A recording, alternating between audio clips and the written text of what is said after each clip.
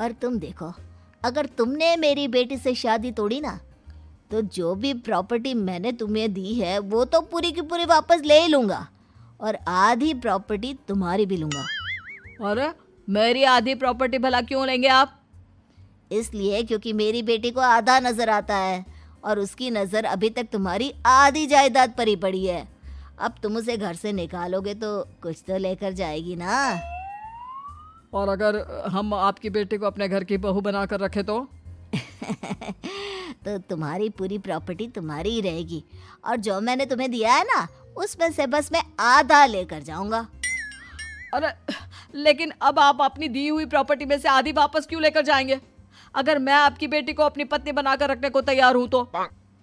इसलिए ताकि भविष्य में अगर तुम मेरी बेटी को धोखा दो तो उसके पास कुछ तो रहे जो पति का हो। वैसे मेरे पास तो बहुत कुछ है, लेकिन अपने पति की कोई निशानी तो उसके पास होनी चाहिए ना। अब अगर तुमने मेरी बेटी को कहानी कहा तो तुम्हें प्रॉपर्टी भी कहानी ही मिलेगी, पूरी नहीं। जमाए राजा।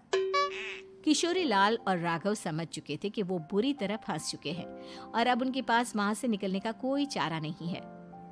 अब समझ में आया ना, लालच बुरी बला होती है। एक तो तुम्हें प्रॉपर्टी मिली, ऊपर से बीवी मिली, उसमें तुम